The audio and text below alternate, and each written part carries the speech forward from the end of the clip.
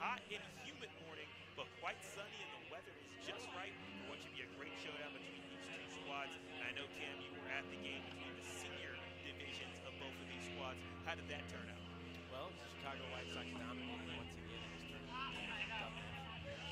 Understand not only what it takes to get here, but they understand when you get here how you have to level, especially against a team like the Dominican Republic that brings a lot of energy, brings a lot of focus, brings a lot of tenacity to this tournament. So it's going to be a dogfight to the end, but the Chicago White Sox definitely have the advantage. But the DR's playing with chip with this. They know that their senior division took a loss last night, so they want to go home with some trophies. You're exactly right about that, Cam. And when it comes to dominance, the Chicago White Sox have been nothing short of dominant. 3-1 when it comes to their play here at the RBI World Series.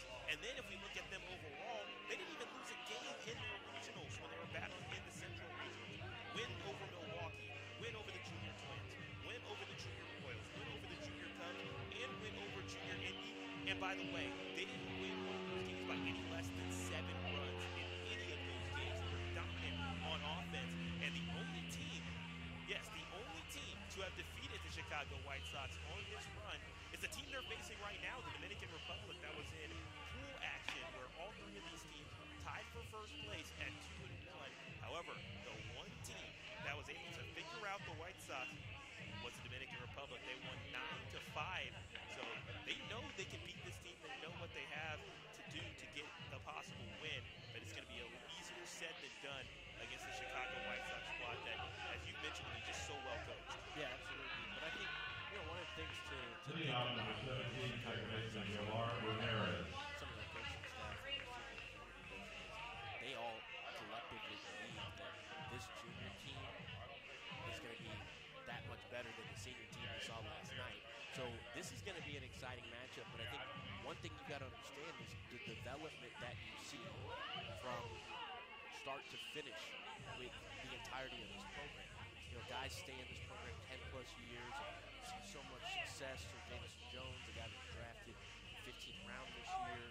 So they really think of this as a brotherhood. It's exciting to see them have the opportunity to take both trophies home. Let's get started for the Dominican Republic. It's Omar Cabelos leading things off, going against the pitcher, Josiah Patterson. This is his first pitch, and we are underway. 9:38 a.m. Winner take all, as we have the John Young Award sitting right next to us, actually, as it's trying to be kept out of the humidity. But that's where these teams, they will have this award and be able to keep this in their trophy case. We have Cabelos leading things off, while Jose Lager, the hero from yesterday's game, is batting second. Indel Pinheiro bats third, while Zenon bats cleanup. Next pitch is high, 2 balls and 1 strike. Juan Carlos Mesa bats fifth, Adrian Taveras bats sixth, Raymond Bautista is batting seventh, Jesus Guzman batting eighth, and Ramsel Roa bats ninth. For the Dominican Republic, they have been red hot. They have won 4 in a row. Their only loss was to Macon to begin the RBI World Series, but since then, their defense has been strong. 2-2, and let's take it inside, 3 balls and 2 strikes, and they have been able to hold people down on defense. They only gave up a combined 2 runs in their doubleheader yesterday, and it was thanks to great pitching. Payoff. Next ball outside, and there's a leadoff walk. Number 2, shortstop, Jose Lagar.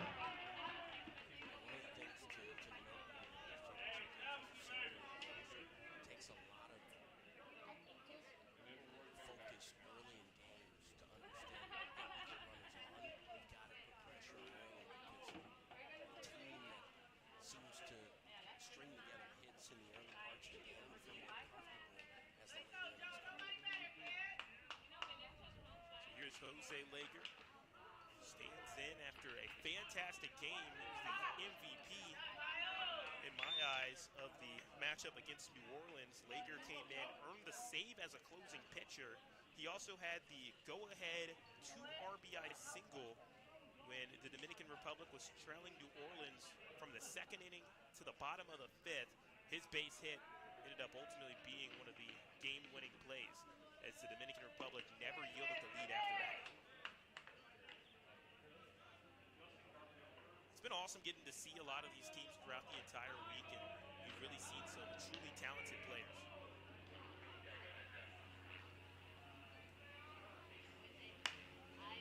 One ball and one strike now to Lager.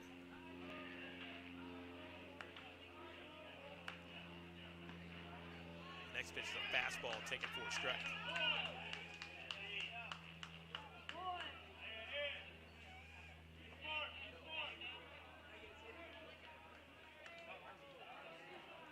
Pickoff attempt, not in time. The count remains the same, 1 ball, 1 strike.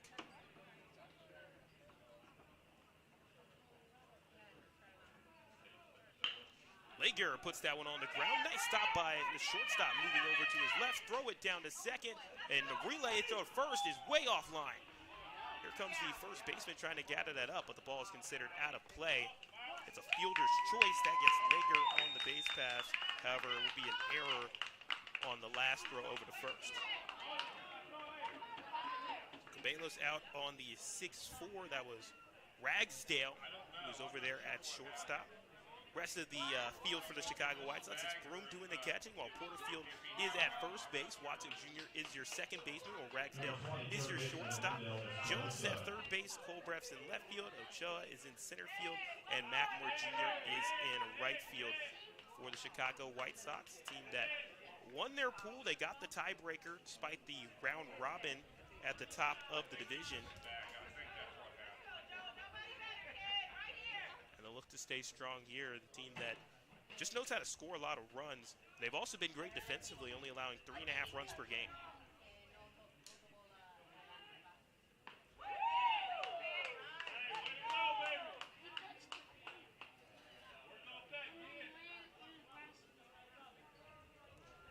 Got some more people filing in here on this Saturday morning. A lot of people grew up with Saturday morning cartoons, but we got some Saturday morning baseball from the JRTC. Count as 1 ball and 1 strike to Pineda. Player that's been all over the field as he's been a pitcher at times. He came into pitch in both games yesterday. 2 scoreless innings against Cleveland in that combined shutout for the Dominican Republic. 1-2. That's chopped foul. Josiah Patterson looking to get out of this inning quickly here. He's got a runner to deal with on the base pass. It actually looks like they did end up calling Lager out. I'll have to go back over that as there's a line drive. That's through for a base hit in right center. That's your typical CNI single right up the middle base hit. Seeing that ball deep and just letting the hands fly. Easy swing, right back up the box. Exactly what you need with 2 strikes and 2 outs. Now that puts 1 runner on as Lager was out by some definition. I'll go check back on a game changer about this to get that official scoring decision. I don't know, Cam, did you see what happened there to get Lager called out? First pitch is a slider, low and away to Zenon. Count as 1 ball and no strikes. Had him in the books as an E4. Yeah. Unless he was tagged. Something we didn't see an indication from any of the umpires on why Legan would have been called out. Either way, the White Sox will take it. 1-0 offering. That fastball paints it on the black for strike 1. That's a great pitch right there from Josiah Patterson, class of 2027 out of Kenwood Academy High School. You see a lot of Kenwood guys all throughout the roster. Broom had some trouble finding that ball temporarily, but no harm, no foul.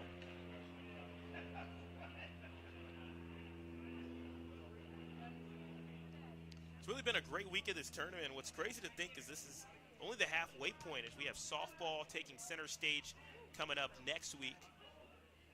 But there's been a lot of great events throughout this entire week with the play ball experience yesterday. I think that made up a decent-sized contingent of the crowd at the Senior World Series, was seeing a lot of the kids that were competing and playing baseball and then got a chance to go out and watch a great game. I think that's one of the focuses of Major League Baseball here at JRTC is involving the local community and inviting them out to not only enjoy baseball, but start to extend the olive branch to that next generation of youth to let them know and understand that, hey, this training complex is here. It's an opportunity for you not only to come watch baseball, but you can be here in these shoes and overalls. So here's a chance to get out of the inning here for Patterson.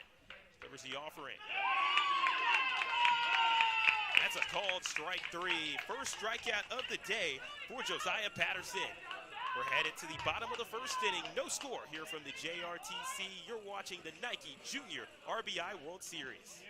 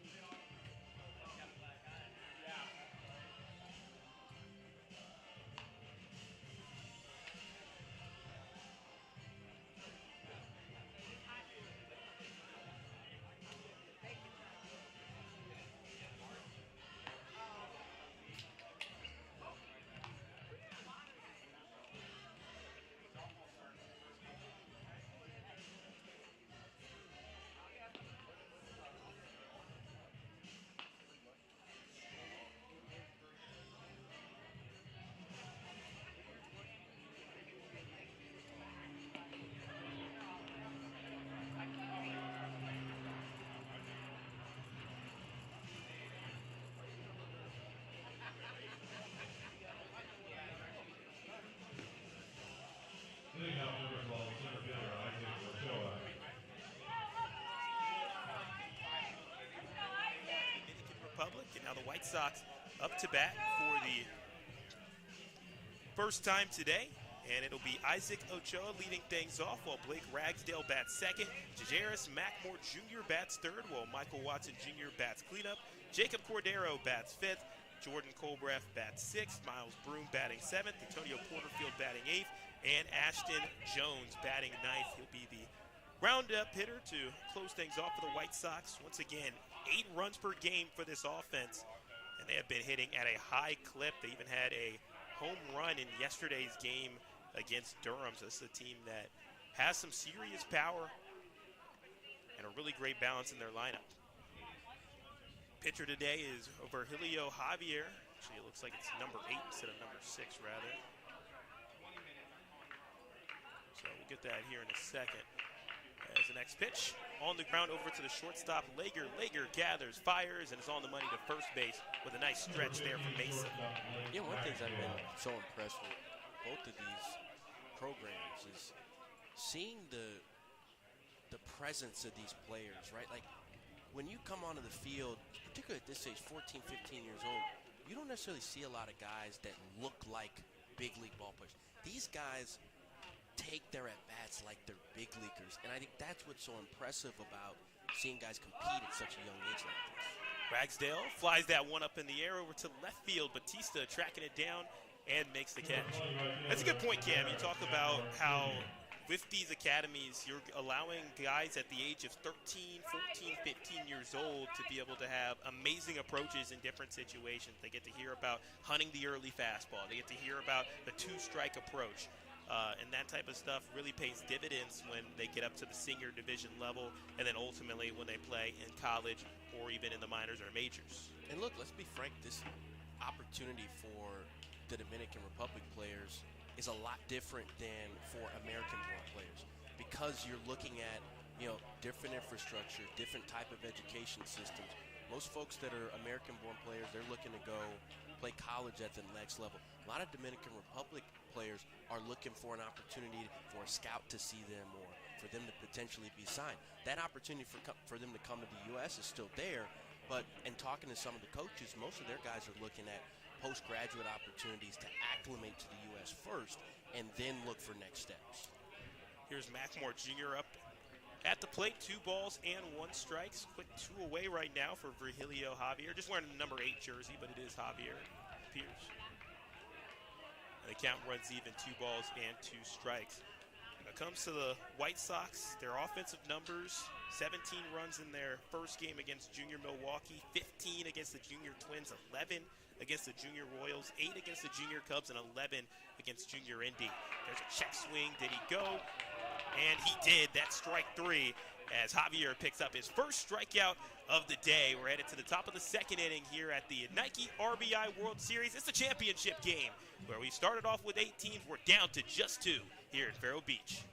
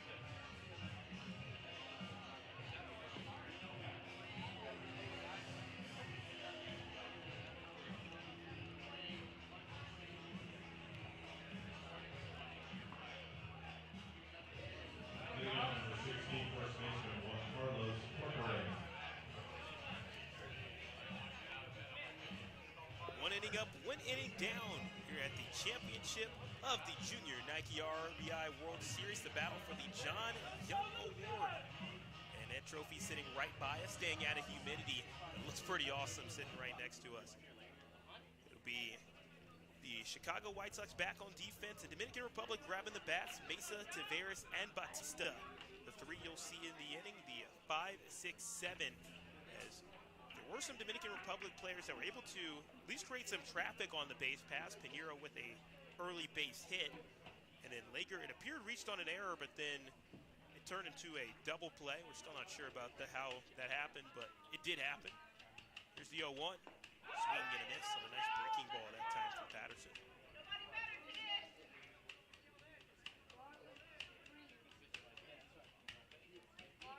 For the Chicago White Sox, players from Illinois and then also some players from Indiana as well, in the case of Isaac Ochoa, and then also Troy Jarrett, but majority of the squad from Illinois. The White Sox really has turned into one of the best academies there is around the nation. I really love how you now have academies not just in the big cities, but they're now matriculating down into all these smaller cities all around as well too. Just giving a lot of options for people here in the RBI program. 0-2. Well, you got to give credit to people like Tony Regans and David James and all the folks here at MLB that have worked tirelessly over the last 5 to 10 years to help expand this program. It's a great program. We've seen 325 athletes competing now in this week, or at least between this week and next week with softball. 17 different cities and then numerous more towns off of that, 2-2. That one is fouled off, and it'll be a foul tip, strike 3 it looks like, but no out called, so it will remain 2 balls and 2 strikes. So he did foul it off just enough for there to be no foul tip, drop strike 3 scenario.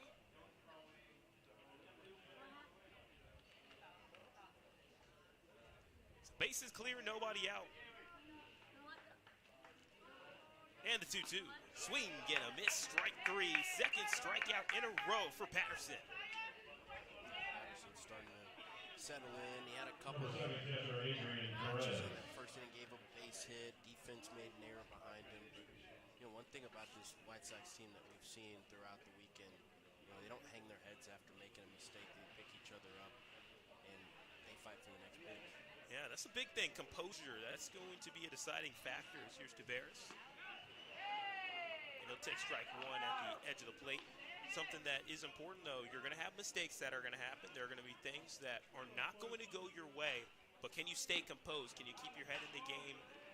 And can you find a way to keep working through that? And both of these teams, they've dealt with at least a little bit of adversity, whether it's losing a game in this tournament. There's a fly ball. This one is deep over to left center field. Ochoa running back, tracks it down, and makes the catch falling backwards. Take a look at the Number 14, left fielder, Raymond playing Feliz. pretty shallow. You got dimensions 336 down the line and right and left, and 3 and 5 straightaway center. I would say these guys are probably 230, 240, but I think that's just the confidence that they have in this outfit. These guys fly around and get to baseballs. They sure are. What this tells me, Cam, is that there's a lot of trust in the ranginess of the outfield for the Chicago White Sox, especially given that, about 40 feet behind each of these outfielders at least, if not more. There's the left fielder, Raymond Bautista. Righty on a righty showdown here with 2 away.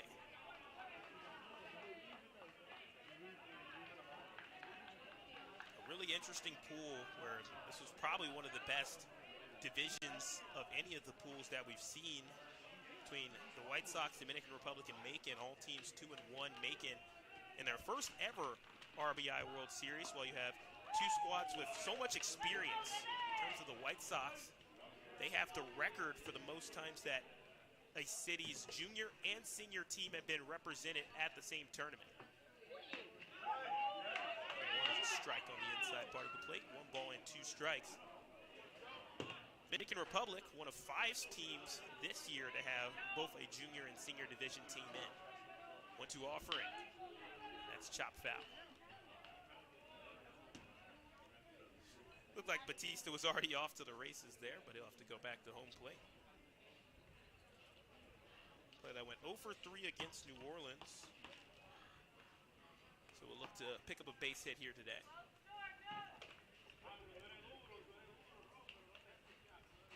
Starting to get some fans come in, and a lot of them might be just some of the other teams that are coming to watch the championship game.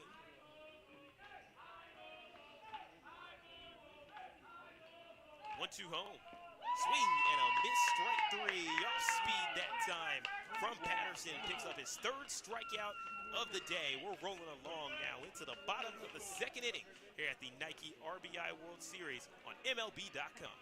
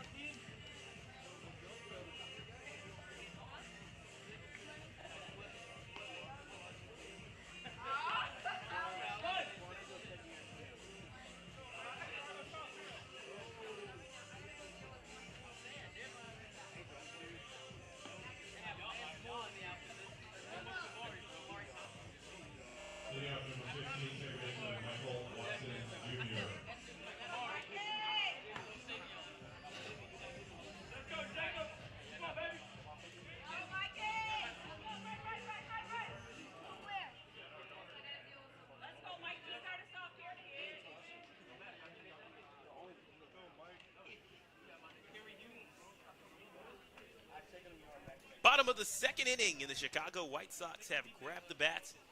See him take the lead here at the Nike RBI World Series, trying to follow up what their senior division squad did just last night. Here's a first pitch fly ball. This one's in the center field. Roa makes the catch on the back pedal. And that retires Michael Watson Jr.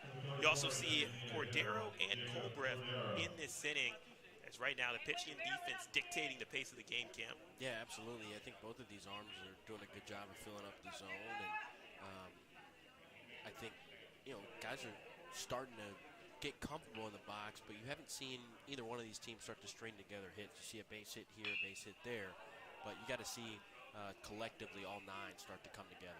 Pop up for Cordero, and way to track it down by Cabellos.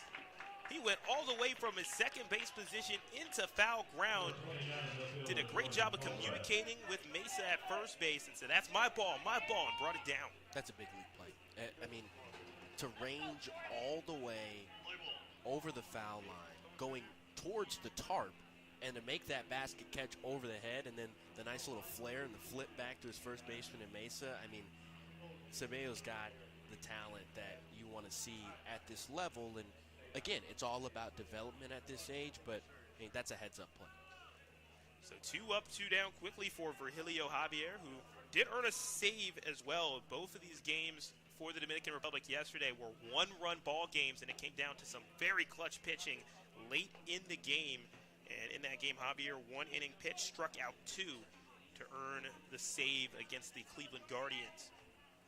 1-0 offering. Counts 2 balls, no strikes to Colbreth. Left fielder with his first plate appearance of the day. He's at a Homewood Flossmoor High School. It's a common high school that we've heard a ton throughout this weekend.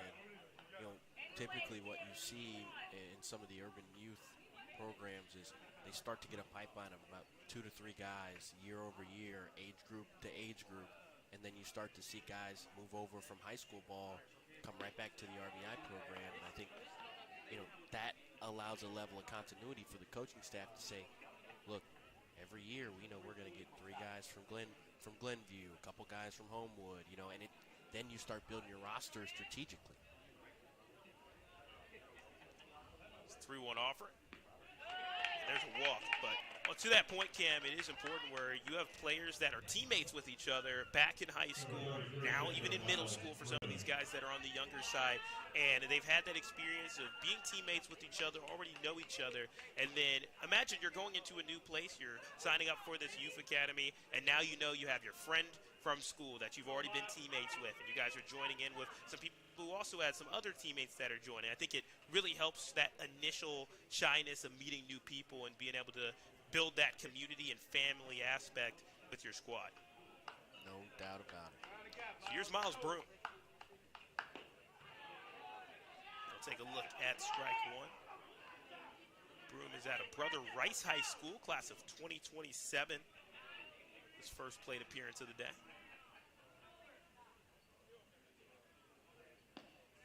Now, they will do it if they have to, but the program philosophy throughout the Chicago White Sox organization on the hitting side is let it fly, let it rip. You get runners at first base, they're not immediately telling their players to bunt. They actually have to tell their players sometimes, don't bunt, swing away so we can find a gap. Runner goes, pitches a strike, but the ball falls out of Tavares' glove. As right when he was trying to gather that one up to fire it down to second, slipped out of his hands. And that's the first swipe bag of the day for Colbreth. And that's one of the reasons why, right? Because they can utilize their speed to put pressure on opposing defenses. Therefore, they don't want to give away at-bats by saying, hey, we're going to give you an out. No, we're going to put pressure on you. We're going to put runners in scoring position. Now we have an opportunity with 2 strikes to put one in a gap. So here's the challenge now for Javier, trying to close out the inning, 1-2. That's low and away. Nice stop there from Tavares. That's something where the Dominican Republic, they have thrived, especially in their games yesterday against the Cleveland Guardians. In the bottom of the 7th, they had runners on second, or check that, top of the 7th. Guardians had runners at 2nd and 3rd, but Javier was able to manage that, pick up the last out he needed.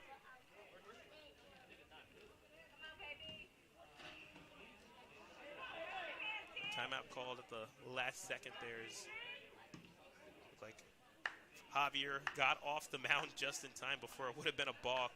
Throw it down to second, or at least pump fake it down to second. 2-2 home. That ball's pop foul. Yeah, if you're a pitcher in that situation, no matter what, just throw the ball.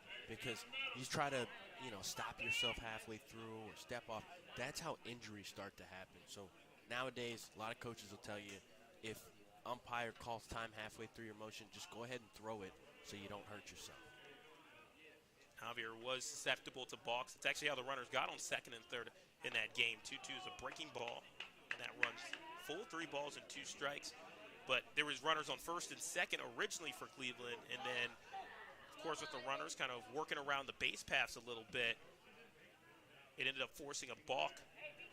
And that put 2 runners in scoring position. And we've seen some teams take advantage of the Dominican Republic on the base paths. 3-2. There's a line drive up the center field. That's down for a base hit. Wave around is on for Colbreth. He's headed to home plate. Throw to the bag, and it is not in time. A slide there from Colbreth as the throw looked like it beat him, but the slide was just that much better by Colbreth, and the White Sox lead 1-0 at the championship. Heads up base running there by Colbreth, who slid to the back half of the bag. Catcher tagged at the front part of the bag and didn't actually look for the foot of Colbreth. Now, their coaching staff in the Chicago White Sox is probably going to be upset with Broom because he should be standing on second base right now. As soon as you see that throw go past the cutoff man, you've got to take off for second. Because what that allows them to do is just start wheeling that carousel around, and you go station to station, but station to station is in scoring position, not at first base. That's right.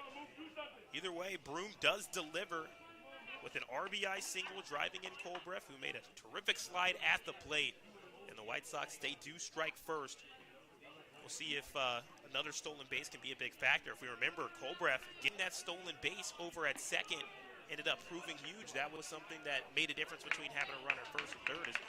There's a balk again. That awards a runner to second. So, like we mentioned, that's something Javier has done in this RBI World Series.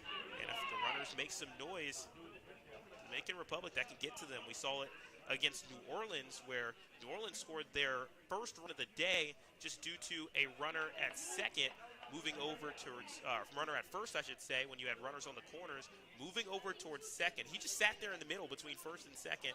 He got the pitcher to get off the mound and work his way over towards the right side, and then the runner on third ended up stealing home, and they weren't able to manage that situation too well. That's one where, in that decision, you should have just kept it, let the runner steal second, and trust your pitching to get the out. But I think that's the difference you see in the junior division versus the senior division, right? Is there's a lot more teaching moments that you can allow these guys to grow with.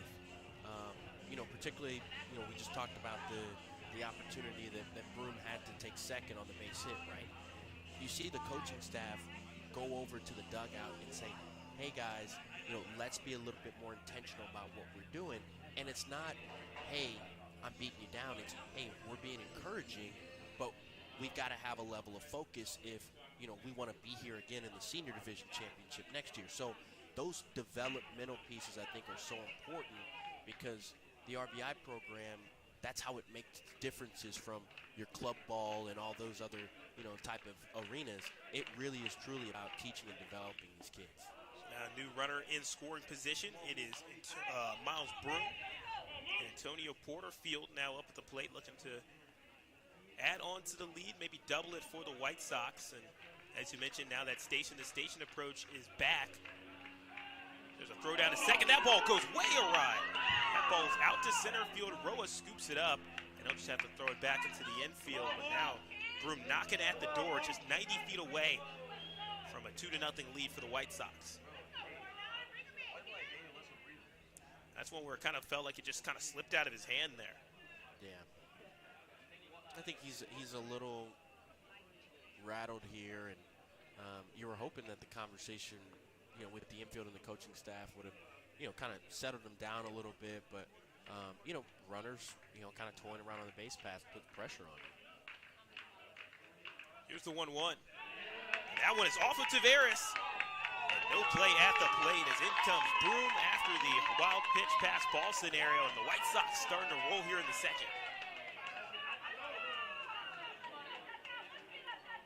So a couple of miscues here from the Dominican Republic, costing them greatly. That's what we mentioned earlier, Cam, about how mistakes are going to happen. I'm figuring that's going to happen on both sides, but which teams are going to respond best to it, that's going to determine who's going to ultimately come out on top. Well, and who limits mistakes too? I mean, I think you're in a championship ball game.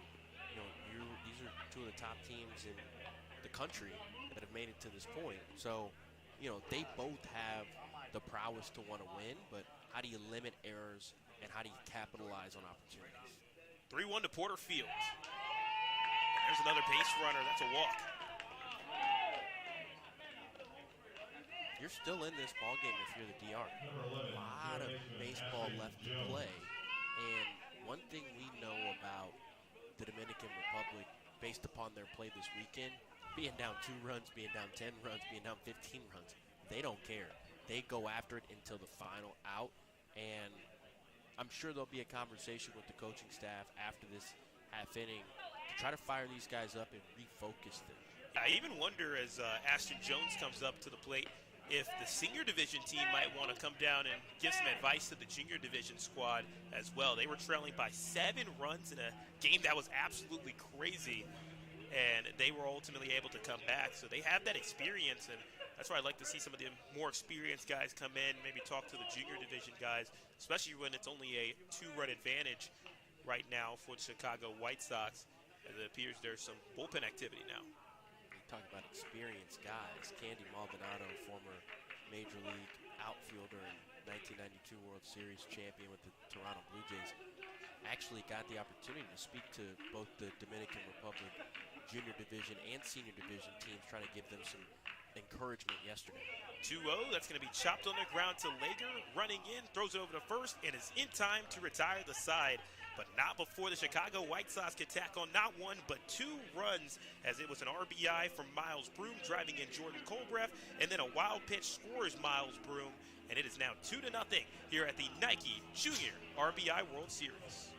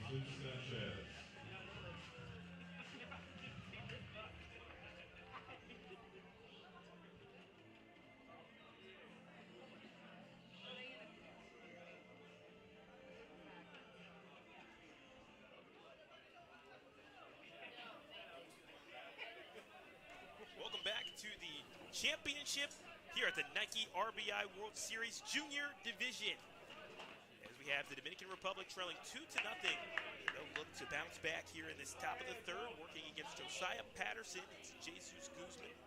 We also see Ramsel Roa and Omar Cabelos, the 9-2-1 in the order, all due up. 0-1 home. That's a called strike.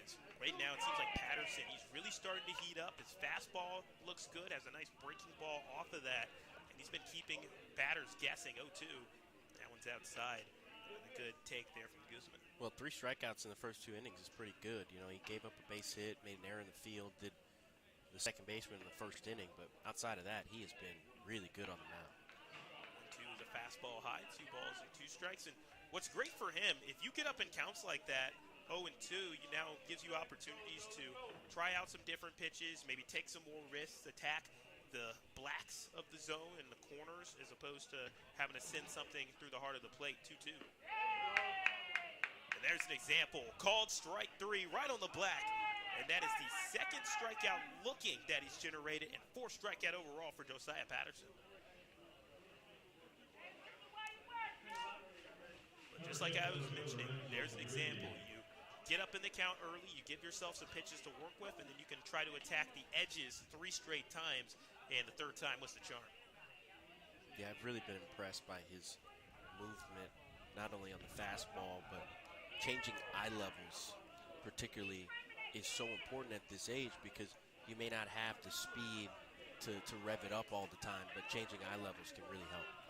1 and another one as he is on fire.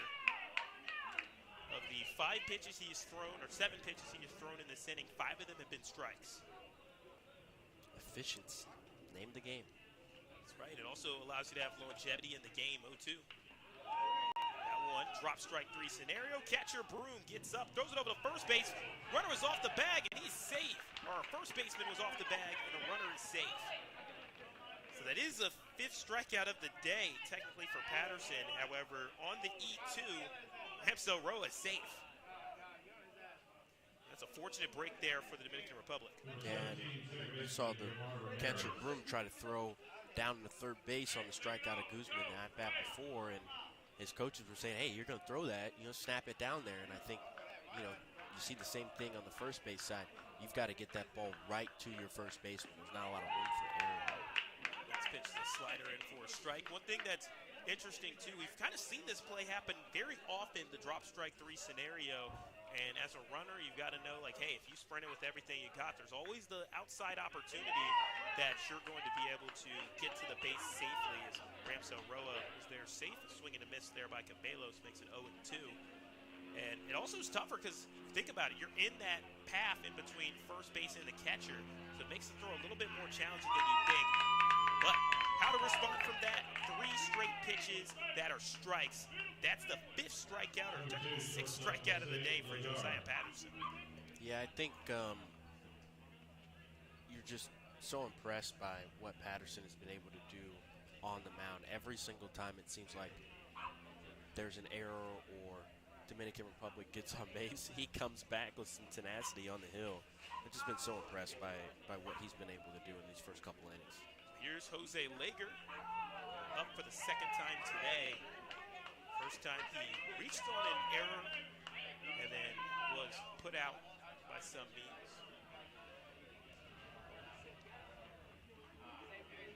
Far Patterson essentially has Kate the side, but does have to face 1 extra batter due to the error. Also accept the challenge of trying to hold runners on the base pass. I haven't seen too many steal attempts from the Dominican Republic in the 2 games I watched yesterday, but when they get opportunities, they will take chances. 0-1, blooped in the air. This one is playable and caught!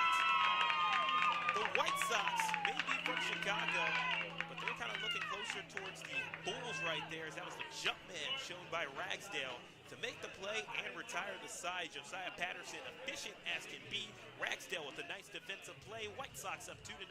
And when we come back, they'll grab the bats to try to add to their lead at the Junior Nike RBI World Series.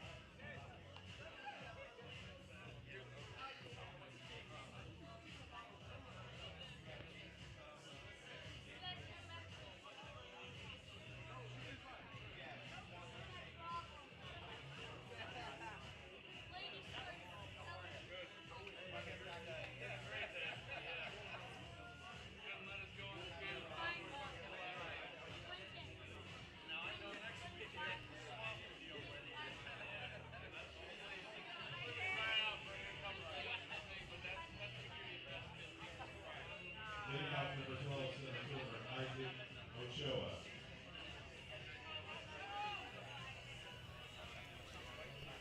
The White Sox are back to work for the bottom of the third inning here at the Junior Division Nike RBI World Series Championship.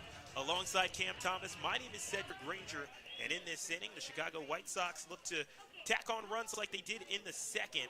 And we're back to the top of the order with Ochoa, Ragsdale, and Mackmore Jr. Before we jump into this inning, Cam, you made a really great observation on that last defensive play, as I'll say that after this pop-up here. Cabellos, once again doing what he does over at second base, tracking down those pop flies. Yeah, he just makes it look good with ease. But, we look back at the play that was made by Ragsdale at shortstop to end the top of the third. Positionally, coaches a lot of times based upon where pitches are going to be thrown and what batters have done traditionally will move players maybe a couple of steps to the left, couple of steps to the right. Well, in that last play, that's exactly what happened to the shortstop from the White Sox. Coach said, hey, move a couple of steps to your right. He did that, and if he didn't move before that pitch, he wouldn't have the opportunity to make that diving catch out in the shallow left field. That was a called strike is for Julio Javier. But that is college-level attention to detail when you talk about, hey, positionally, you guys have got to be aware and active of where you need to be on the field. There's a liner over towards the left side and caught! Diving play from Batista to rob a base hit there from Ragsdale. Incredible play there by Batista in left field. The DR outfield is playing a little bit deeper than Chicago White Sox, and probably because they know the power prowess of this team. But to get a beat on that ball with the sun blaring in your eyes and still be able to make the catch is fantastic. Yeah, it's very impressive as here comes Jazeris Mack Jr. Righty on righty matchup is so far this has been an efficient inning for Javier, just like his first inning. And now we'll look to work quickly through the side. But yeah, I mean, that difference in coaching right there and the way that these guys are developed, the White Sox, you can tell why they're in the championship year in, year out, as there's a nice hit right down the middle, up and over the mound. And Mackmore has himself a two-out single, second hit of the day for the White Sox. Well, and I know it's popular now for everybody to want to see the big, flashy home runs and, 10, 15 runs a game because that's what fans want to see.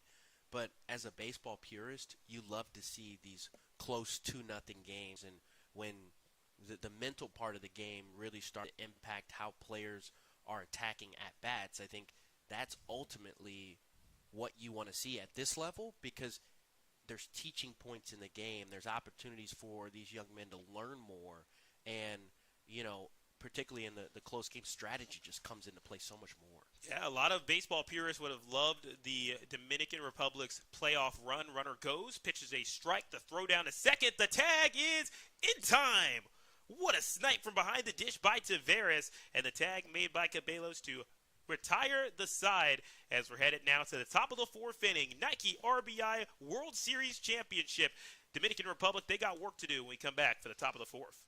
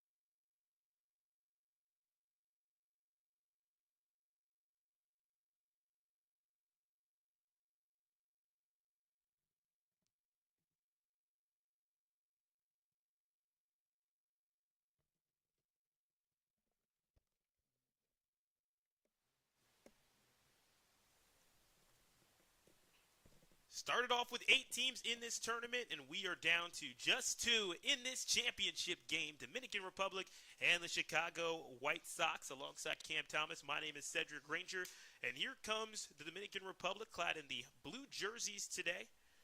Pinheiro, Zenon, and Mesa, the 3 you'll see. They'll look to get some offense rolling, but it's been tough sledding, but not for Pinheiro on that one as he swings and gets that one over to right field for a base hit. Nice, sweet swing there by Primero. Guy who got a chance to almost get 2 at-bats. You know, you have an opportunity to see what he was doing in the first inning. And, you know, he's been the kind of lone starter in this DR lineup, particularly having the only 2 base hits on the day. Yeah, I mean, when you look at the rest of the lineup, some guys have got on errors or walks. But in terms of base hits, Sendel Pinheiro is the only batter to have been this efficient against Josiah Patterson. Otherwise, he has been lights out, including 5 strikeouts, 6 if you count the drop strike 3 situation. And his first strikeout victim was Julio Zenon, who's currently up at the plate. It's kind of a trend going for the lefties. You know, you look at the senior division. Last night, Marty Moreno, the lefty center fielder for the Dominican Republic, he was the guy that kind of led the offensive charge for them. And there's a nasty slider, swing and a miss for strike 3. And that is the 6th strikeout of the day for Josiah Patterson. It's just absolutely insane what he's doing out there. I mean, you see how he's attacking hitters and mixing fastball with the changeup and the curveball, changing eye levels. I mean, Patterson has really, really looked good. Yeah, it's especially nasty because it goes from out of the zone to in the zone, and when it's all against righties, it's really challenging because it looks like it's going to be way inside of the plate, and then it kind of moves back in, and it's not just the horizontal movement, it also has some vertical movement, it seems like, too, making it very difficult to hit. Yeah, I say curveball. It's actually more of a sweeper because of the way that it looks to a hitter. It looks like it's coming right down the middle of the plate, and then all of a sudden you just drop off.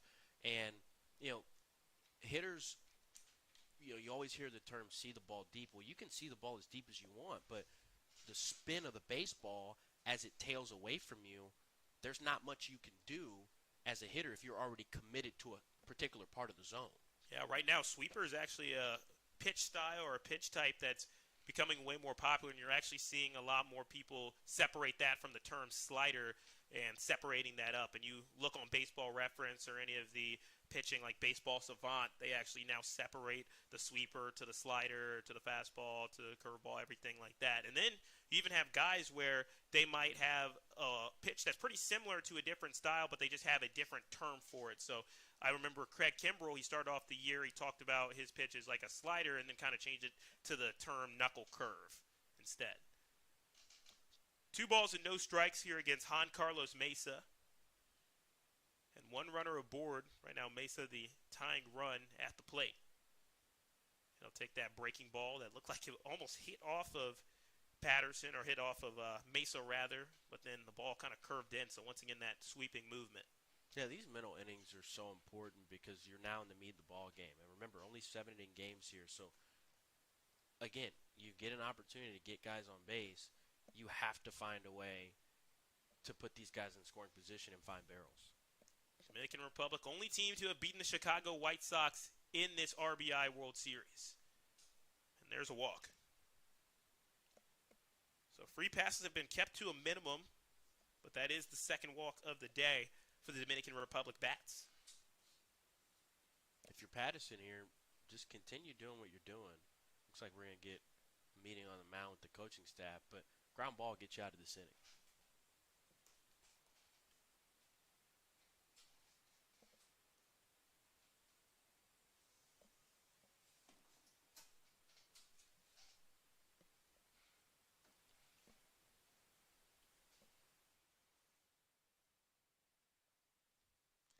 So meeting on the mound here for the Chicago White Sox, who are led by Coach Reggie. And as I mentioned, they ran through their region in the Central Division with wins over Milwaukee. So they took on the best of Wisconsin, the best of Minnesota. They took on your neck of the woods, Kansas City, beat the Junior Royals, beat the Cubs, and beat Indianapolis en route to winning their region. And then went on took on the Dodgers, champions of the West. Macon, champions of the Southeast. Dominican Republic, champions of the world, was their only loss, and then fell to Durham, who were champions of the East, or beat Durham, I should say, champions of the East 8-2. And it was a really exciting playoffs, especially in the junior division, Cam, as there was a 12-inning game between Macon and Durham, which really set the tone. And then also the Guardians game as well was really fun against the Dominican Republic, where the DR came through with a 1-0 victory. There was no shortage of drama. And it's been a very exciting playoff series. And it's still not done yet, as we will have softball taking center stage next week, where you have 8 talented teams, including Gary, Indiana, making their first appearance. Tavares puts a charge into that one to center field. And the catch is made out in the outfield. Now the throw down to third after the tag up is not in time. Look, and it's important to hit your cutoff man, but great job by Ragsdale still throwing an accurate throw over to third base to Jones, because saw it play in the senior division game last night where Marty Moreno from the DR going to third base, doesn't slide, and Thigpen, the third baseman for the Chicago White Sox senior division, keeps the tag on through the play and still gets the out. Those things happen, particularly in situations like that, but heads-up base running by the DR there, sliding into the bag safely. Especially when you think about it, so much momentum as there's a ball rolled on the ground. Nice stop there by Jones. Long throw across the diamond, and it finds its target right to Porterfield, and that retires the side. So some runners start to threaten. Pinheiro got into scoring position. However, Josiah Patterson is now through 4 scoreless innings here at the Holman Stadium at the JRTC. 2-0 lead as the White Sox grab the bats when we come back. Great place to cool down, to be honest with you. All right, let's do it. Yeah, Go for it.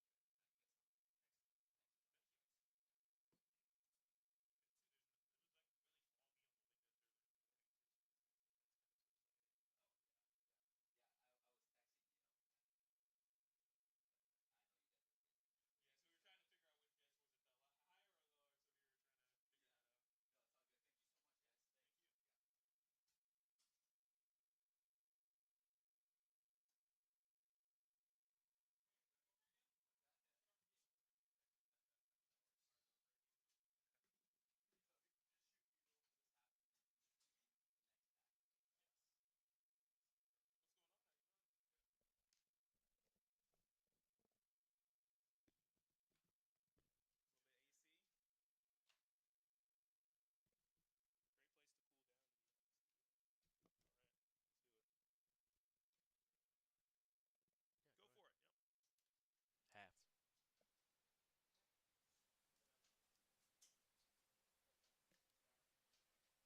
Bottom of the 4th inning here at the Junior Nike RBI World Series Championship, and the Chicago White Sox will look to add to their lead here against the Dominican Republic. It's Michael Watson Jr. leading things off, Jacob Cordero batting second in this frame, and then Jordan Colbreth. Those are the 3 that you'll see alongside Cam Thomas. My name is Cedric Granger. Happy to be with you here at Holman Stadium, where Virgilio Javier now working into his 4th inning of work as that ball is barreled over to the left side and down for a base hit. Leadoff single there for Watson Jr. and the White Sox trying to get in business here in the 4th. Yeah, if you remember back in the 2nd inning, although Watson flew out to center field, you had guys that were able to start getting on base, putting pressure on. You saw a couple stolen bags back in the 2nd. So you wonder if this part of the lineup can be successful again based upon what you saw in the 2nd. So in comes the righty Cordero working with the runner on the base pass. Looks at a first pitch fastball for a strike. Now pay attention to the defensive alignment here. Obviously, center field's playing no doubles defense, but middle infield pinched in a little bit. Second baseman Cabello ready in case he's got to make a turn over to legging it short for a double play. 0-1's taken in the dirt. That's definitely an important thing to note. And also important to note that the pitching from Virgilio Javier after the second inning got away from him a little bit. He seems to have gotten a little bit of back on track. So some good coaching as well as some good composure by him to get back into it. Runner goes 1-1, put on the ground over to Lager. Lager has to throw it over to first base because he's got no throw at second. He'll take the out, but that hit and run prevented a double play. Yeah, heads up play call by the Chicago White Sox, understanding that that's an opportunity to put on a hit and run. But good awareness there by the shortstop for the DR, understanding he's got no play at second. Go ahead and make the strong throw across the diamond. But, overall, I think you're right about the Dominican Republic's pitching staff. The defense has stepped up here in the last couple innings, too. They are making, tough plays look like their routine, whether it's Cabello tracing over the foul line and right, making basket catches, or Leggin veering to his left or his right and making big-time plays at short. I mean, the defense really has started to show a level of continuity. Swing and a miss there from Colbrook. Count is 1 ball and 1 strike. And that's something that can make all the difference. Now, for the Dominican Republic, they just have to keep Chicago at bay. If they can keep it within a 2-run game or 3-run game, they'll have an opportunity to try to stack on some runs late, especially given the fact that they've turned it on later in games before on offense. Yesterday against New Orleans, they were shut out for the first 4 innings of that game, Cam.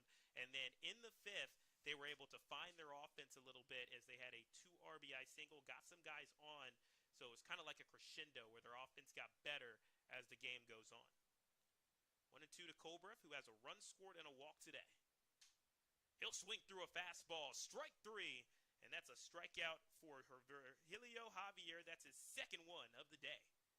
Yeah, I've really been impressed with what he's been able to do in the 3rd and now in the 4th. You see a base hit given up in the 3rd. Defense picks him up to end the inning. Base hit given up here at the top of the inning. He finds a way to get a ground ball, then a strikeout. So now he's got to shut the door, give his team an opportunity to go back to the dish at the top of the 5th. Be easier said than done against the catcher Miles Broom. If you remember what he did last time he was up, an RBI single. And he drove in Jordan Colbrook for the first run of the day, and then he's able to get all the way around the base paths. A balk got him to second, an error got him to 3rd, and then he scored on a wild pitch. Runner goes, pitches a strike, throw down to 3rd. The tag is not in time. Tavares got up quick to swing that one to Pinheiro.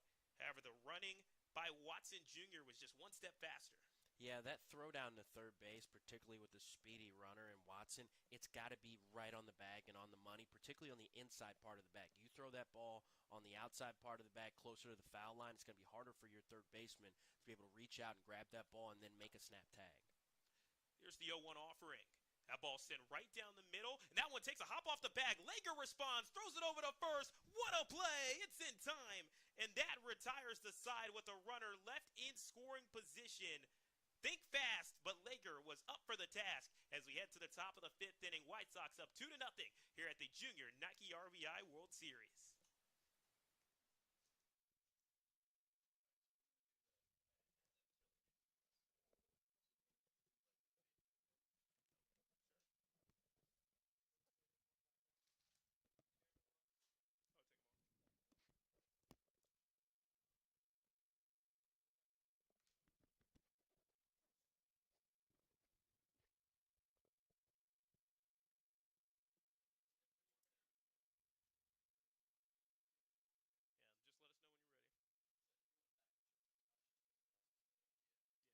Just let us know when you're ready.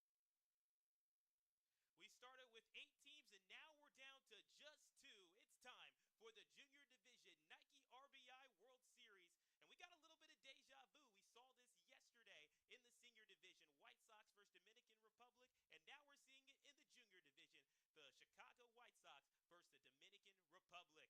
Welcome, everybody, to Holman Stadium. My name is Cedric Granger. Alongside with me is Cam Thomas. And Cam, you saw the matchup between the Senior Division. It was a great game with the White Sox coming out on top. And now we got another great battle here at the Junior Division. Well, how fitting is it for the Dominican Republic to not only get to the championship of both the junior division and senior division final, but this is their first trip for a lot of these young men to the United States.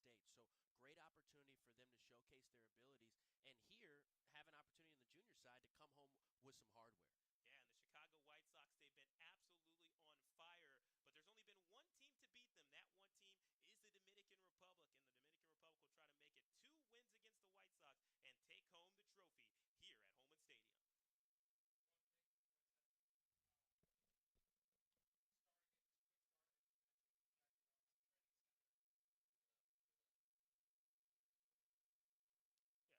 No, we can. Yep. Welcome to the Jackie Robinson Training Complex here in Vero Beach. Yep. Perfect. Yep, thank you. Thanks so much.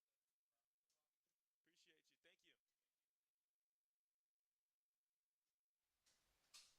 you. Thank you. After a sensational play defensively by the Dominican Republic, Jose Lager showing quick reaction time after a ball bounced up and off of the second base bag. Here comes the Dominican Republic to try to put on some runs. It looks like we do have a pinch runner to start things off. It'll be number 9, Denzel Duval, coming in to pinch hit for Jesus Guzman in the designated hitter spot. He's working against Josiah Patterson. As the Dominican Republic, they've had some trouble against them. The only batter that's really seen some sustained success has been Indel Pinheiro. Outside of that, it has been tough sledding for the DR. Yeah, it's kind of deja vu of the game last night in the senior division championship. You know, it was Chicago White Sox put up a 2-spot in the bottom of the second inning, and it was 2-0 until about the 5th inning, and then that's when the bats started to come alive for the White Sox. On the other side, for the seniors, for the Dominican Republic, they had one young man, a lefty, Marty Moreno, their third baseman, who had all of the hits for them. So it's kind of, very eerily similar to the game last night, Cedric. It's like we're doing it all over again. 3-1 is chopped on the ground over to Ragsdale. Throws it over to first base in time. Yeah, very much so. Again, these teams, very similar styles, of course, to their senior division teams. Very similar coaching to the senior division teams. And right now we've seen both of these squads showcase some similarities on multiple levels here. So that's a quick 1 up, 1 down as Duval is retired. The difference today, though, I think for the Dominican Republic in particular, is that their pitching has been a lot better than it was yesterday. That senior division team, when they got to the championship, it was all hands on deck. Anybody that could throw was going to throw. Whereas tonight, it has been a great job by Javier finding a way to, work his way through some troubles and limit the damage from the White Sox offense. Count is 0-2 quickly to Ramsel Roa, who got on base on a drop strike 3 scenario. Takes a high curveball that time for ball 1. One thing to note, you talked about how the pitching has been. It seems like the pitching style is a little bit switched. As there's a swing and a miss, and off speed forces the whiff, and that's another strikeout. That's the 7th K of the day for Josiah Patterson. So he's having himself a day as we turn over the lineup card. But when we look at the pitching, most of the time they would do it by committee to get to this point, Cam, where they had 2 innings apiece. Would be the way that they pitched and got through games. But over these last 2 battles, they've had their pitchers go deep in games. As yesterday was Ronnie Castillo, 6 innings of work, gave up only 1 run, 2 walks, and 4 Ks, and earned the win in the game against New Orleans, a 3-2 victory for Team Dominican Republic. And then now it seems like Javier giving some length as well as the starter. 1-0, taken for a nice breaking ball strike. Cabelos today, a walk in the first, but then was put out on a fielder's choice and then was struck out swinging last time he was up.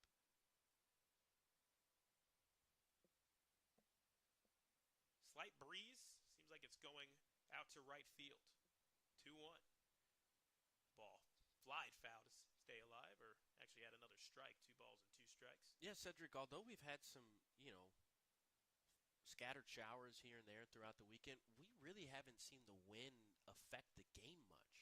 Not too much. There's drop strike C3 scenario, and that's another K as Broom completes that. And Patterson completes the 5th inning. He struck out 8, and you You can even say 9 technically based off the drop strike 3 scenario. And the White Sox, they lead 2-0 as we head to the home half of the 5th here at the Junior Division Nike RBI World Series Championship. Was that strikeout? Yep. She shoved it. Yep. Yep. And you know if it's a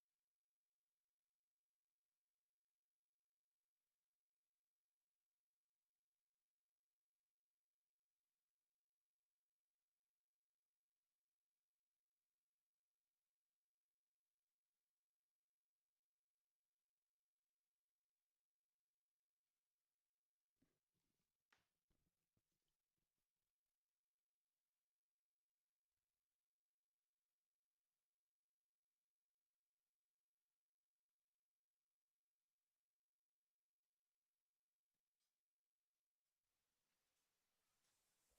Yeah, that's why I counted. Yeah. We're back at it for the bottom of the 5th inning, and the White Sox back on offense, looking to add on some insurance. Because if we learned anything from this RBI World Series Championship, we know that no lead is safe. We've seen some teams come back from major deficits. So the Chicago White Sox will look to keep pouring on runs. It'll be Porterfield, Jones, and Ochoa. Those are the 8-9-1 in the order for the team from Chicago.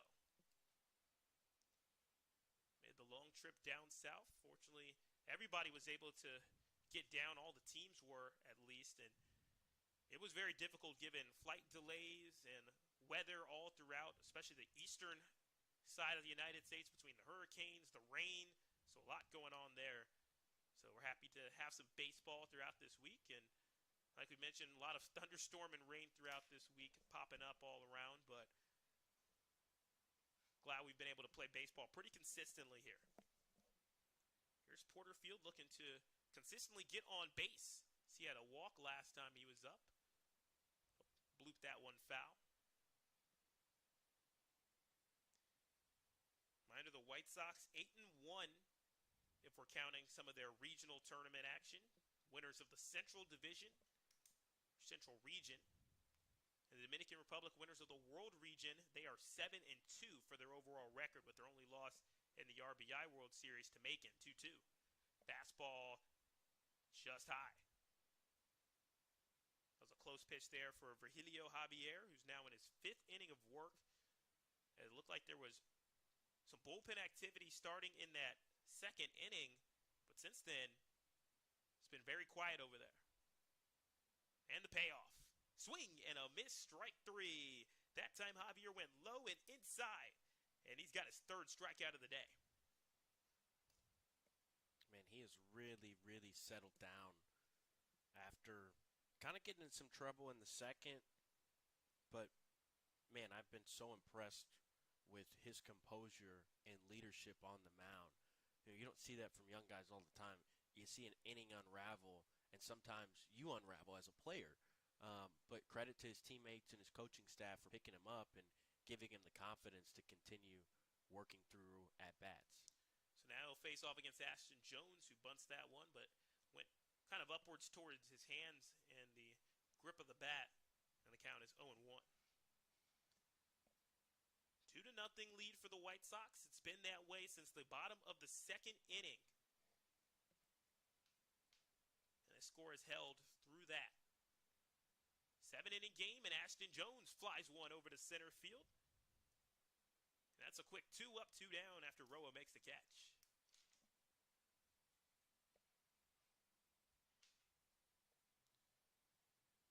So that's now 5 in a row retired.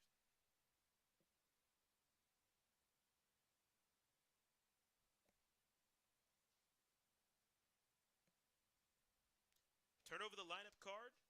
Back to Ochoa. And that one well behind him. With no runners on the base pass, no harm, no foul.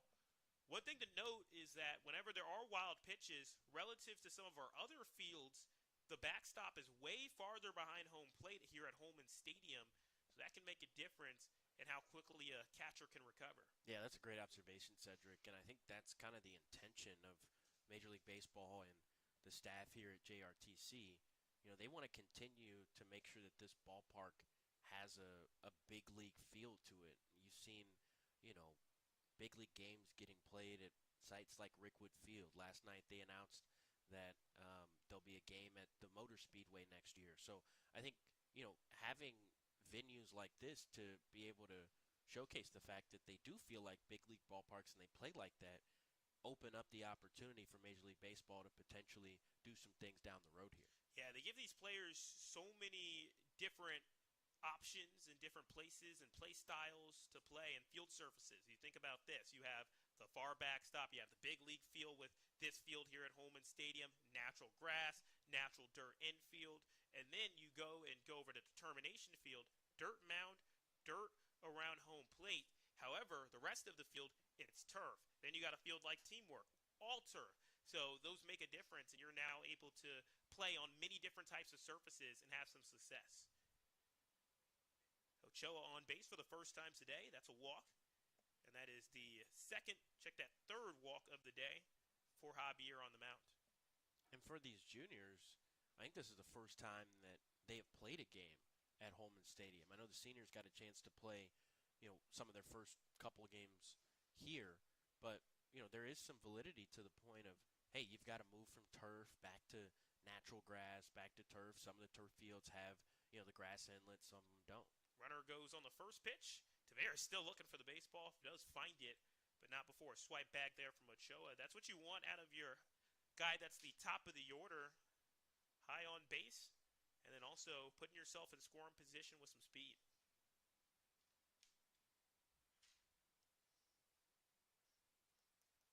Certainly been a factor that players have had to adapt to as Ragsdale is up at the plate, is that, you know what, you've got to be able to play on many different surfaces, and you get that experience here at the RBI World Series.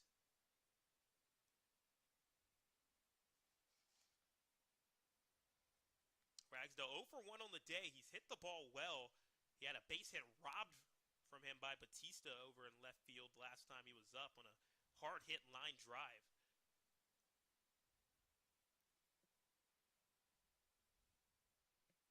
Javier's got to throw a strike here.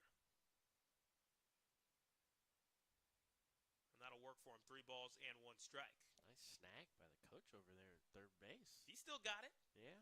A lot of these guys still got it. I think that's another good point to make about these, you know, these coaches. Although they, you know, volunteer for these programs, a lot of these guys have college, major league experience. I mean, the fountain of knowledge that they can elicit to these players is just insurmountable.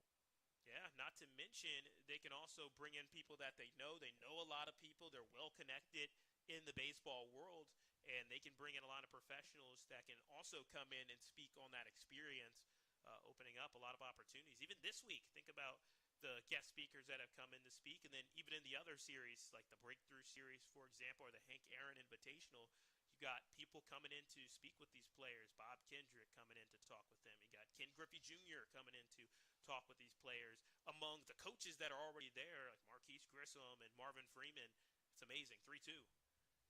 And that's back-to-back walks. You and I had the pleasure of being at the HBCU showcase during All-Star Week. And, you know, to your point, I mean, you know, I think being in the moment there, you may not understand the magnitude of, you know, some of the baseball coaches and former players that, you know, are impacting these programs, but it is vast and it is wide. There's the liner over to the right side. A little oppo action. Here comes the wave around for Ochoa. He comes to home plate. The ball that's coming in is a slow roller. Tavares has trouble with it. Throws to third. Tag at the bag. Not in time. And that's an RBI double there for Mackmore. Maybe an RBI single plus a moving on the throw. But nevertheless, the White Sox, they add to their lead. It's now 3-0. Well, it's a nice piece of hitting by Mackmore. He just took a fastball in the outer third, drove it the other way, and, you know, heads up base running by the White Sox and get another runner across the dish. This is what we talked about earlier as far as what they like to do from a standpoint of kind of moving the baton from guy to guy and getting guys in scoring position. Now it just takes you another base hit, and the landscape of this ball game completely changes if you get two more runs across.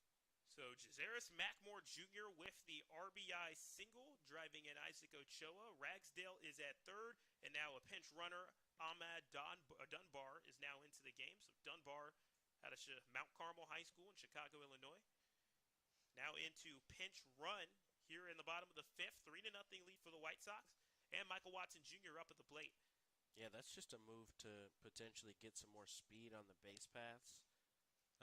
You got your right fielder in Mackmore and a pinch runner who you can go ahead and re-enter after this at bat. Another pitch out of the zone. Javier struggling to get up early in the counts. He's finding himself behind in counts now, especially against these most recent batters. And what looked like an inning that he was going to surge through has become a 2-out rally. Want to note, all of the runs for the White Sox today have come in 2-out situations.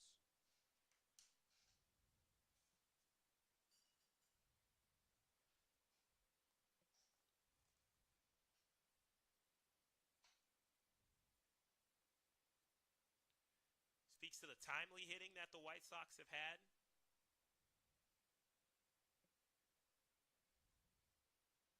And know when your back's against the wall, this team can rise to the occasion and generate hits. Case of Watson, he's generated a hit. It's a single back in the fourth. He even stole third before being retired. And there's a called strike to run the count full. Yeah, caught Watson by surprise there, but he's battled through a number of at-bats. He knows what he needs to do here to compete. And like I said, it just takes putting the ball in play, putting some pressure on the defense here to have an opportunity to drive in two more runs and cash in that insurance policy.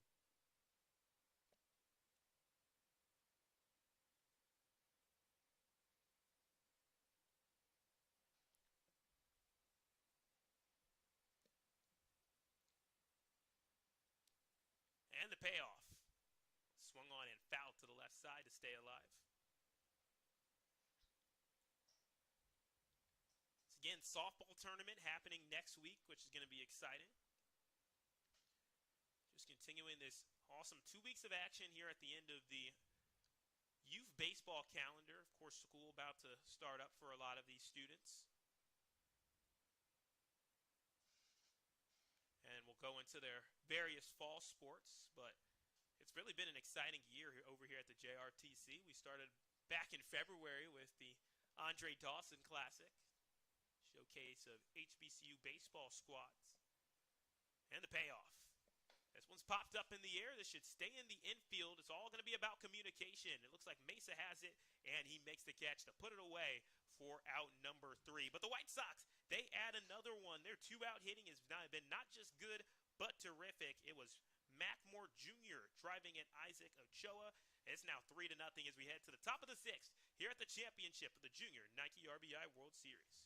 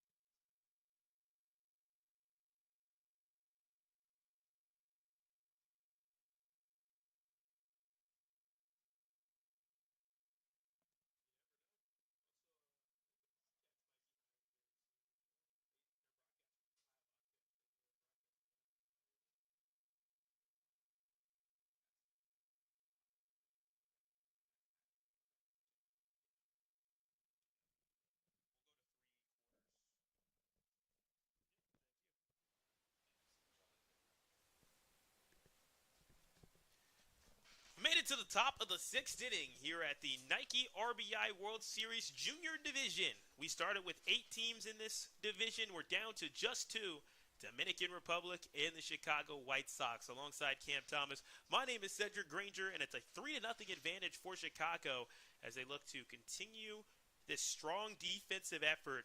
As right now, the player that's been absolutely shoving on the mound is Josiah Patterson. He has struck out 9. Not 7, not 8, but 9. And a look to continue his hot streak against the 2-3-4 in the order. Jose Lager, Indel Pinheiro, which is the only batter that's consistently gotten ahead of Patterson, and then Julio Zenon. Seems like Lager trying to incite his dugout a little bit. Give him some energy. He was the spark plug of the last comeback for the Dominican Republic against New Orleans, where they trailed in that game 1-0 for a while. 3-0. The fastball paints the black for strike 1. Time starting to run thin here for the Dominican Republic. Got the 6th inning and they got the 7th inning to work with. So just 6 outs remain and they need to generate at least 3 runs. 3-1 is barreled over towards the right side, but Mackmore Jr. gets a good read on it, makes the catch, and that's 1 away. Not a bad swing there from Lager, who does see the ball pretty well, and most notably made some really great defensive plays where he had to see the ball well off of the second base bag on a roller right up the middle.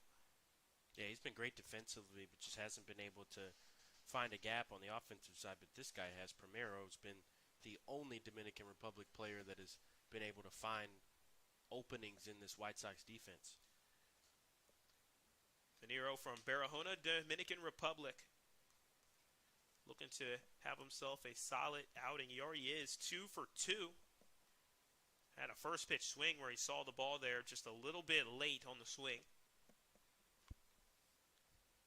And once again, a little bit late as he looks to time this up a little better. 0-2. And again, we talked about defensive alignment a little bit earlier. Everybody's shaded a little bit towards the right, with Primero being a pull-heavy hitter. You see center fielder Ocha about 8 steps to the left of the second base bag. Shortstop in Ragsdale shading farther and farther towards the middle. 0-2 offering, and that one's taken low. 1 ball and 2 strikes. So far for Patterson on the day, 5 1/3 innings of work as he's pitching into the 6th. He's also been very efficient through his 9 strikeouts, and that's allowed him to be able to maintain himself in this game for as long as he has. And if you're on fire, the best thing you can do for your team is just continuing to be there on the mound and stay under that 105 pitch limit. 2-2. And that one's fouled off to stay alive by Pinheiro.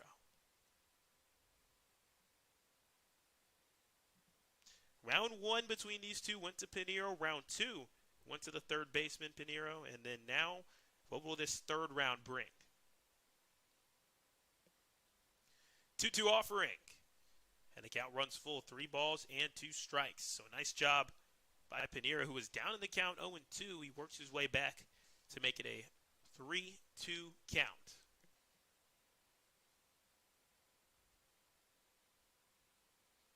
It's one of the most competitive plate appearances so far of the day for the Dominican Republic. Yeah, you haven't seen too many at-bats where they've been able to work counts and get the Chicago White Sox pitcher in Patterson deep into counts. This is the inning that you got to do it, though. You don't want to wait till the final 3 outs to start chipping away at this 3-run lead. Righty on lefty matchup, 3-2. And that's chopped foul once again. Be the 8th pitch coming.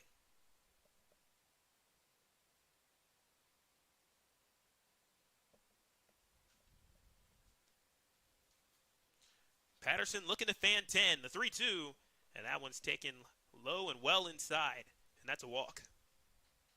That's a fantastic at-bat by Primero, just understanding where he needs to be and what he needs to do to be successful. And that at-bat didn't matter pitch location.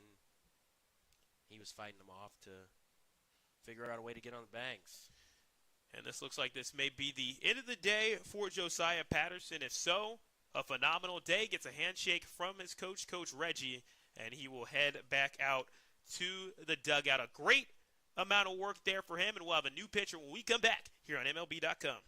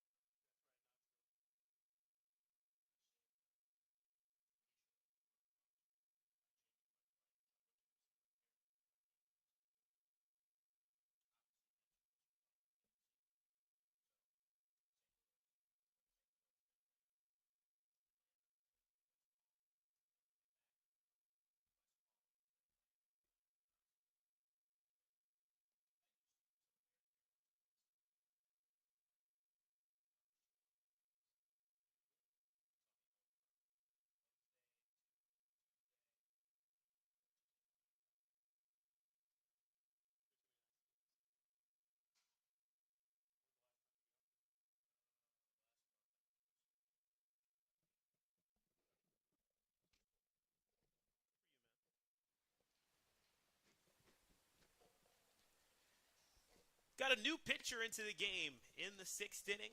There's a first pitch swing there from Zenon. Count is 0-1 quickly. Josiah Patterson, his day is done. 5 1/3 innings of work, 2 hits, no earned runs, 3 walks, 9 strikeouts. Still on the books, though, for the runner Pinera, who is at first base. And we have a new pitcher into the game.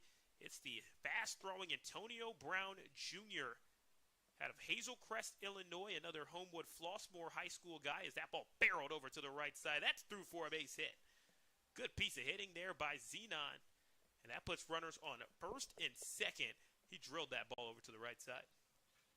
Look, sometimes it takes a change of a pitcher for an offense to start seeing some better production.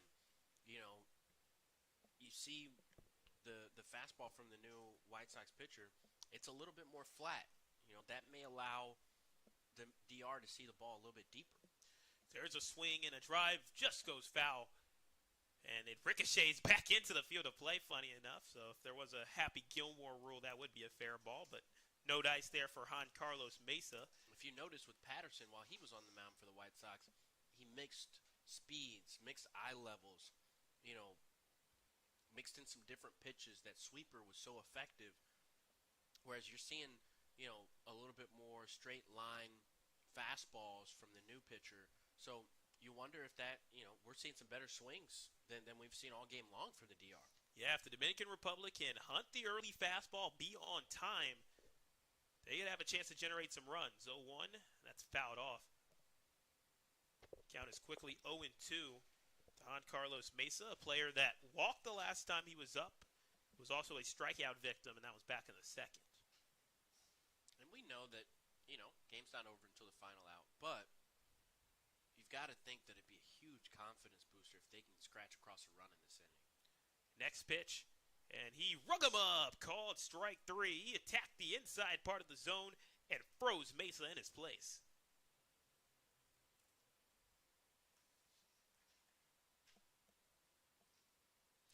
So that's the 10th strikeout of the day for the staff for the Chicago White Sox, which is an achievement in itself. You know, when you're striking out guys aren't able to move around the base paths as easily. As here is Adrian Taveras facing Brown Jr. for the first time today. Runners on first and second, Pinheiro and Zenon are your base runners. We're in the top of the sixth, running out of time here for the DR. And a called strike, as it seems like right now the umpire giving some calls on the pitches that are inside to righties.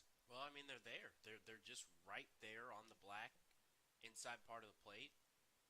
You know, he's been consistent, you know, with that call as Lucius Moore behind the plate. And, you know, if you're a hitter, you've just got to adjust. Get the hands going a little bit earlier, find a way to get the barrel to that inside corner. 1-1. That one's fouled off. Especially now when you're in a two-strike situation.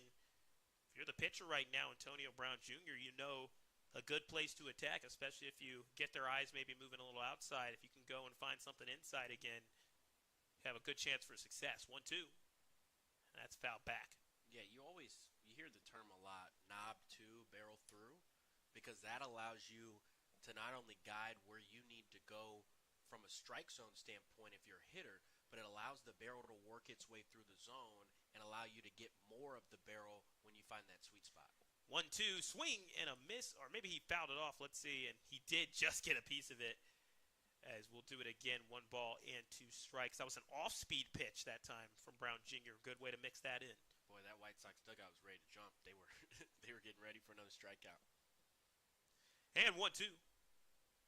And that time it misses inside. Even. 2 balls and 2 strikes. 2 runners on. Winner take all here at the Junior RBI World Series Championship. 2-2. Swing and a miss. Strike 3. That gets a fist pump from the catcher behind the dish. Broom, as Antonio Brown Jr. comes in relief and strikes out 2 in a row to retire the side. We're headed to the bottom of the 6th where the White Sox look to add on. They are looking for some insurance, up 3-0 here at the Junior RBI World Series.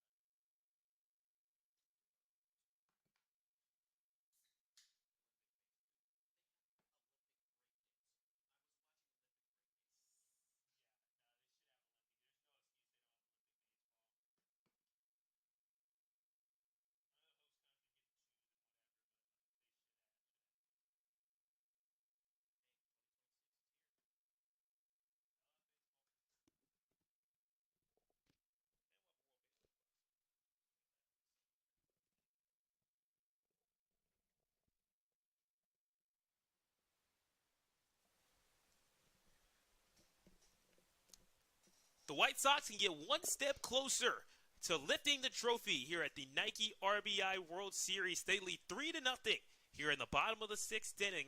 7 innings to win it.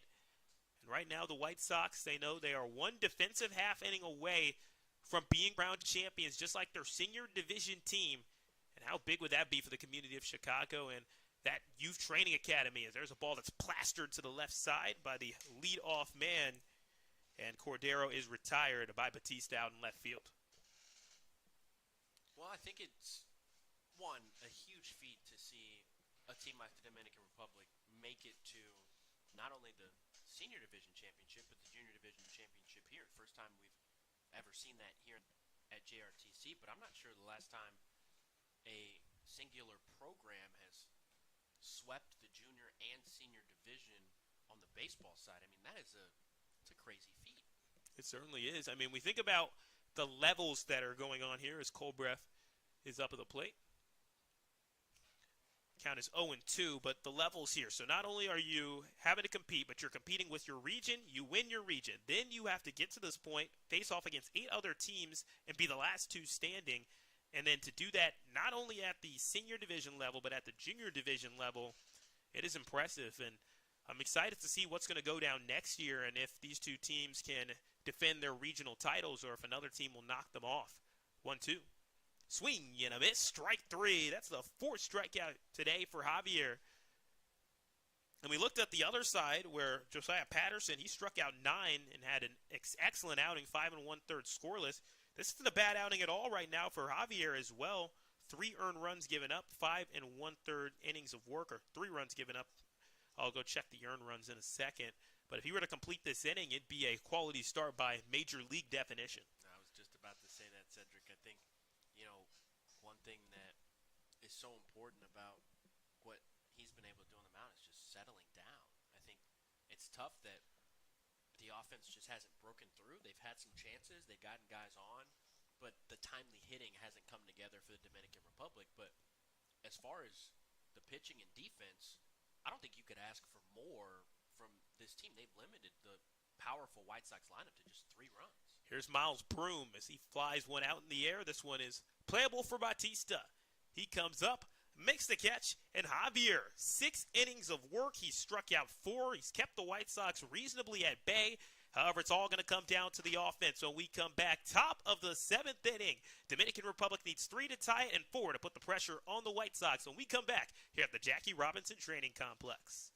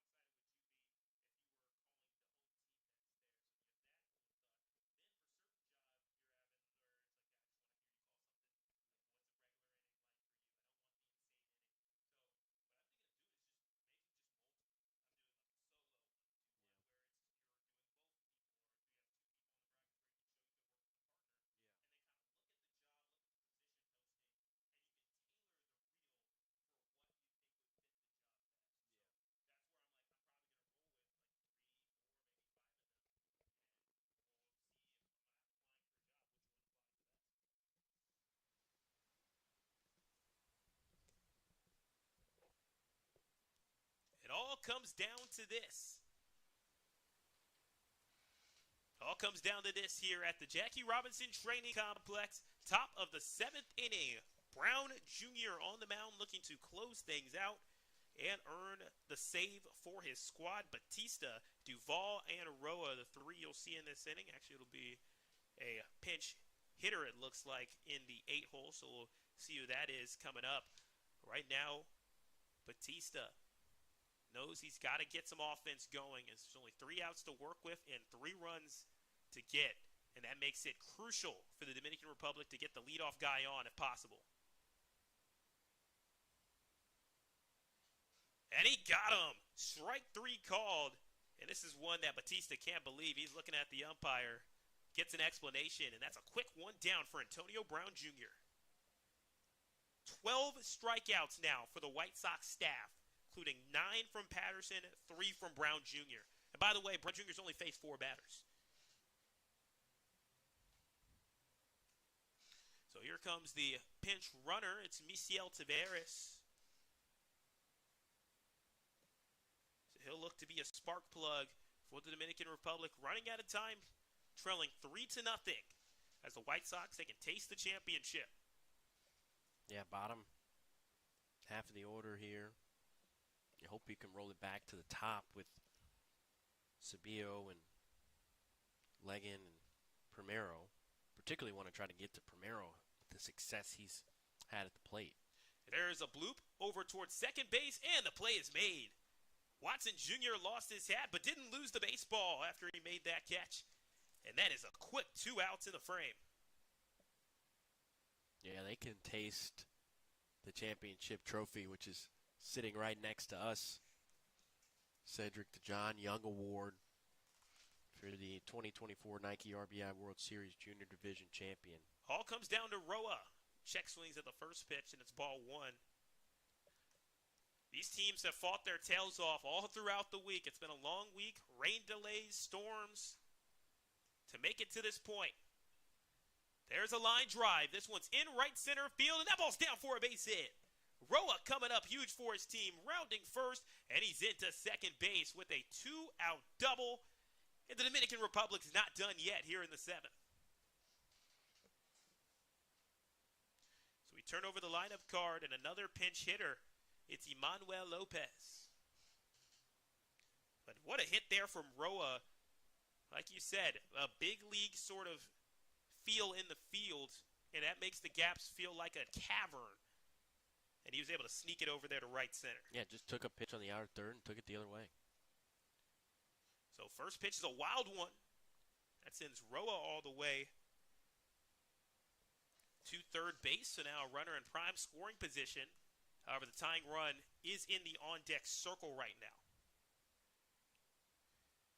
Good point in this inning for coaching staff to come out and have a conversation real quick. Just, kind of refocus your pitcher, catcher, battery, and have them understand, look, one pitch, one spot, one more out, and we're on our way to hosting a trophy at the end of this. So I think, great job by the DR and, continuing to fight here at the end. I mean, look, it's a 3-1 ball game, opportunity here for them to drive in a run with Roa at third. But they're going to have to continue to, kind of trade places. Got to find gaps. Got to find a way to roll this back over to the top of the order.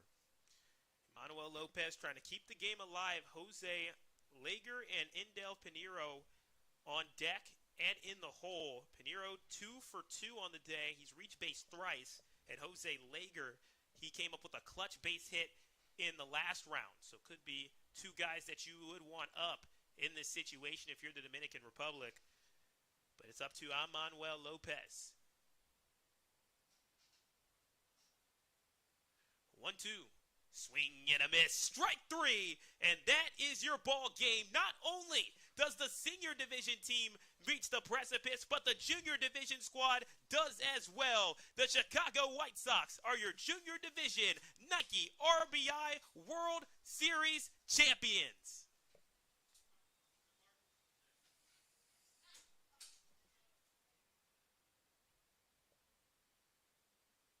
Euphoria on the field right now for the White Sox, led by Coach Reggie. And just like the senior division team, the junior division squad comes up with a fantastic pitching performance and defense, shutting out the Dominican Republic. Josiah Patterson earns the win, 5 1/3 innings of work, and he struck out 9. And then Antonio Brown Jr., 13 total strikeouts, 4 for Antonio Brown Jr., 9 for Patterson. And what an emphatic performance as the Chicago White Sox lift the trophy here at the JRTC. Well, first, give credit to the Dominican Republic and the fight that they've shown throughout the entirety of this tournament, but the will that it took for them to not only get to this point in their season, but to see their junior and senior teams reach this pinnacle for the first time in program history is nothing to scoff at. I mean, credit to their coaching staff and their players for, coming out to the U.S. and being able to showcase their talents and what they would like to do as an organization. I think on the other side, for the White Sox, they have created just a machine of a program. I mean, year after year, they send hosts of kids to Division I programs, and the biggest thing that you see about it is the development of guys like Sir Jamison Jones who go to get drafted in the 15th round, and they want to come back to help this program long term, want to teach the younger groups what it means to reach that pinnacle of your baseball career and play at the next level. So credit to both of these teams. Congratulations to the Chicago White Sox for sweeping the championships in both the junior and senior division. And man, Cedric, it's been a pleasure to call these games with you all weekend long, man. Yeah, it's been an absolute blast. So many fantastic games. Here comes the Gatorade shower. Look out! The Chicago White Sox celebrating, defending their title at the junior division. Oh, they thought the Gatorade was done. Another one. Gotta love the energy there from the team as the White Sox, they won the junior division last year. They hold on to their title and the trophy once again coming back to Southside with a victory. 3-0 win for the Chicago White Sox. Final totals: Josiah Patterson 5 1/3 innings of work, no earned runs, 9 Ks. Antonio Brown 1 2/3 innings of work, earns the save, and he came up with 4 strikeouts in his own right. The White Sox, they go 9-1 throughout this tournament, and the only team they lost to, they avenged that loss as they take down the Dominican Republic. Not a bad year at all for the Dominican Republic as they made it to this point as a team that had to play an extra game, and they were still able to make it all the way to this point. They finished the campaign 7-3. Want to give a shout out to everybody back at MLB Network and MLB.com that have made this happen. Of course, Adam and Justin, as well as the entire staff over there with MLB that have helped to make this happen. Our broadcasters, Kevin and Ryan, and of course, Cam Thomas. My name is Cedric Granger, wishing you a goodbye here from the Jackie Robinson Training Complex. The Chicago White Sox, they take this one 3-0, and make sure to stay on as we will have the trophy ceremony coming on right here, right now. Thank you for joining us for baseball all throughout the week. Softball, it's your turn coming up next week.